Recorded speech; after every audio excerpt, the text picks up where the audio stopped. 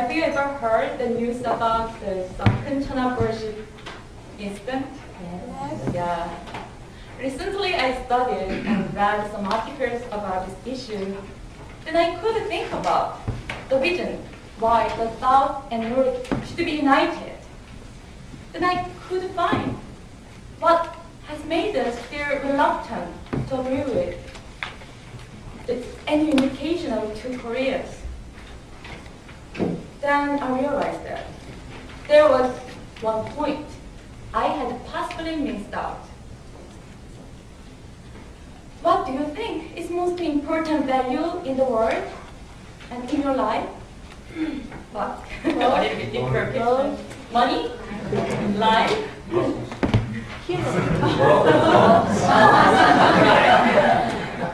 Personally, I think life is one of the most important values.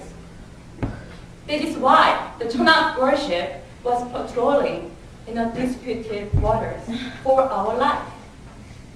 That is why the family members of the Chona worship victims want to know the truth about their son's life. That is why I want to see the unification of two Koreas as soon as possible. Whether North Korea was involved in it or not, the Chona worship affair is a sober reminder that if North did choose to become aggressive again, not much could be done to counter it. That is because South has so much more to lose than the North in any possible war. Ironically, the South has much more to lose than to gain. Is one of the reasons we do not easily welcome any unification of two Koreas.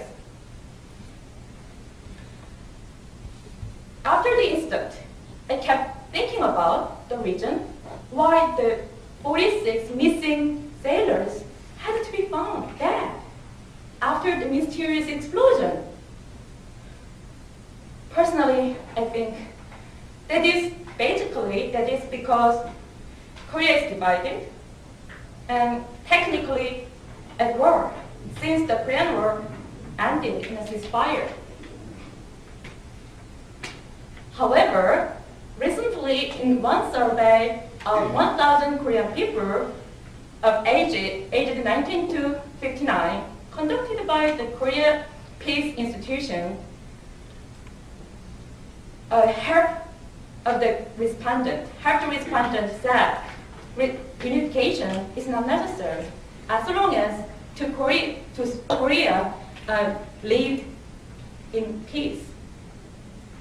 In another survey of 1,000 Korean people aged 19 to 39, the National Unification Advisory Council for the South Korean president found that 67% wanted any unification to be gradual to avoid economic and political chaos. According to the Bank of Korea, the North per capita income amounts just to 6% of the South. So many people refuse the huge cost of integrating two economies. Have you ever seen and talked with North Korean refugees in South Korea before? Have you ever seen, talk? No. Yes? All right. I have ever enjoyed it singing songs with them in Norebang. And I have ever invited to their baby's first birthday party and their wedding ceremony. Sometimes I had chances to talk with them about North Korean issues. However, at first, I felt so embarrassed and confused because I had failed to tell the starving North Korean people from the savage and barbarous North Korean regime. I know North Korean people easily swallow the propaganda from the North regime and they cannot help obeying to this regime and being hostile to the South. 2 weeks trip to Vladivostok, as I told you, I met North Korean refugees, happened to meet North Korean refugees, could sympathize with them about their wishes for unification. In Vladivostok, I met Korean immigrants. Then I heard from them the lumbermen from the north were starving and in a miserable working condition in Russia at the moment. I found that I hadn't thought North Korean people is the people I should feel responsible for.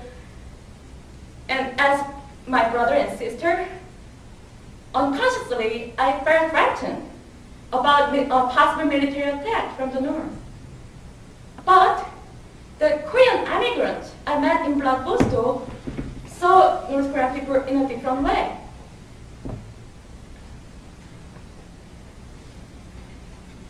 We can raise some questions about how, when Korea should be united, what kind of price we should pay for it. But think about the blood and sweat and tears our ancestors had already paid it for Korean people's life and Korea's independence from the colonialism.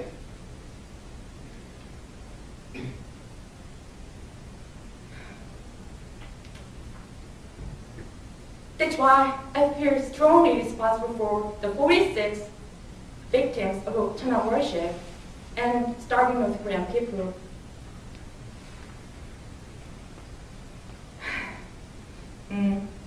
Then, yeah. But personally, I think we have been prosperous economically. Ultimately, owing to our grandfathers' blood and sacrifice, not for divided Korea, but for united Korea.